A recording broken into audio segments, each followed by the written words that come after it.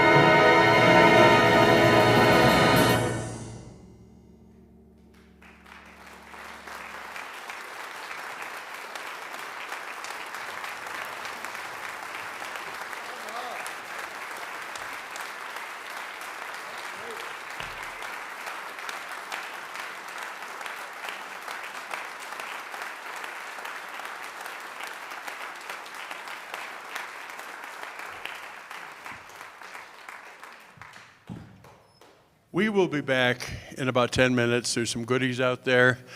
I'll take a second right now because I'll forget later on.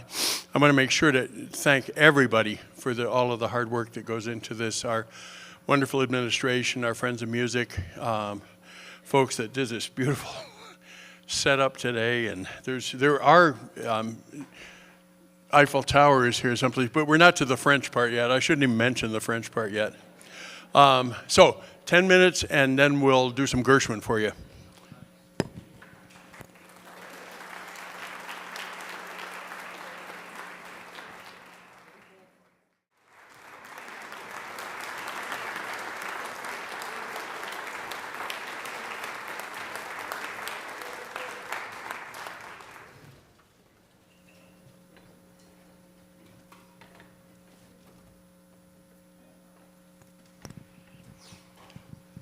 When Gershwin was around in the early part of the century,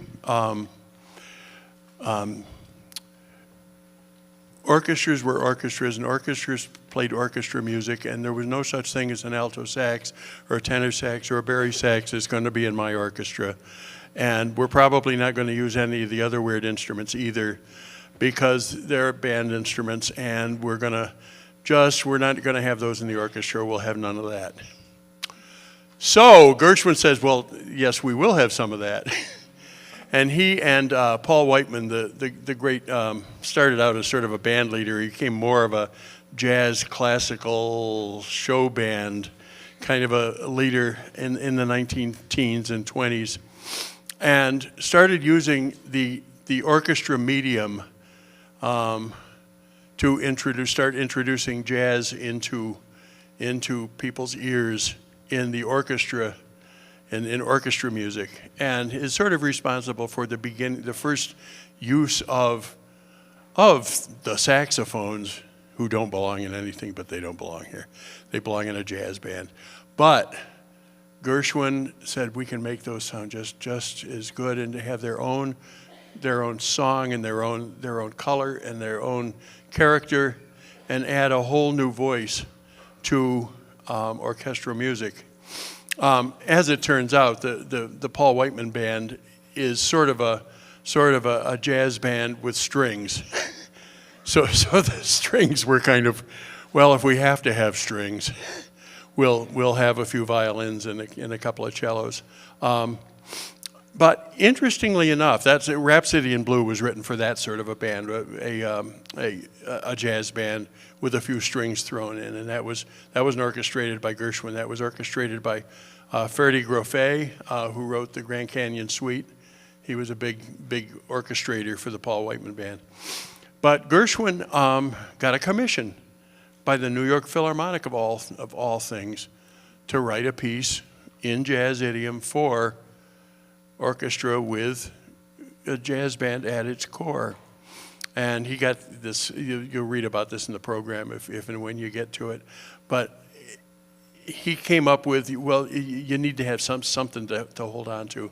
And it's about a traveler in Paris who is everything's doing really well, and he's in traffic, and everything's big and bustling and loud, and there's taxi horns taxis trying to kill you, and everything is, and then you sit down to sit in a cafe, and pretty soon you feel a little homesick, and oh man, this is nice here, but I sure do miss being home, and then something gets him going again, and everything's okay after that, and we're back out into the bustle. And it ends, but there's probably some really iconic music in this, but the blues theme from American in Paris is probably one of the most iconic early jazz in orchestra music pieces, and you'll all recognize it as from someplace. I can't imagine that there is maybe a handful of people who haven't heard American in Paris before, and the wonderful dance movie with Gene Kelly and which butchers the song entirely, but the dancing's pretty good. So this is a really nice adaptation that I found of the complete American in Paris, and it's true to every note. It's in the original key, and it follows all the original sax parts and all the original trumpet parts and trombone parts, and the strings are sort of equally divided in there.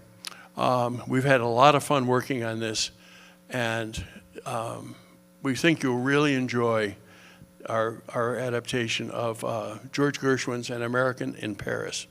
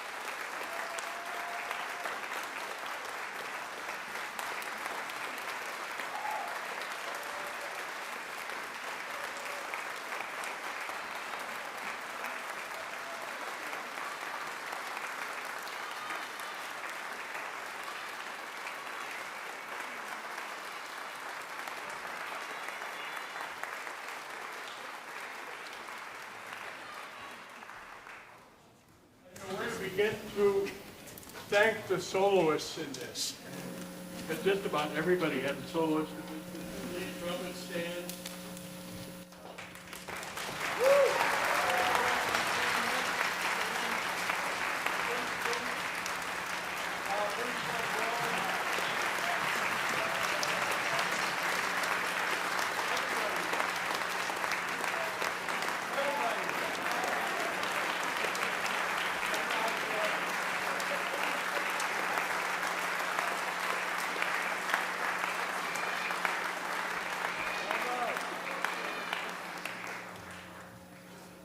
Well, it would be sort of hard to, we do have an encore, but we can't beat that.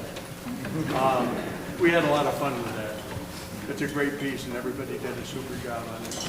And thank you for coming out. This is a really nice audience for this actually. Before I didn't see everybody that's way up there. My goodness, this is so good. We're gonna play one of the old standard. This is a school march. That if you were ever in band, in junior high school or high school, you've played this at sometimes. It's called, innocuously enough, bandology, which is the name means like who named that piece. You know? That's a bad piece for a piece. Well, okay, let's call it that. So we're going to play that just to give you a little something extra. Our next concert's May 5th. 10th, whatever it says in the program. And we're doing it's sort of about water. We're doing a piece by William Schumann called the George Washington Bridge, and then we're doing a great set of pieces that's based on Melville's Moby Dick. So it's very descriptive music, and so we're bringing in a whale. And so just make sure you wear like overshoes and stuff. So anyway, we hope we'll see you then, and bring your friends. Yeah, the audiences are getting bigger, and bring your friends, because you know, we're just so pleased to play for a good crowd. It's wonderful. So this is Bandology, and then we're going home. After everybody puts the stuff.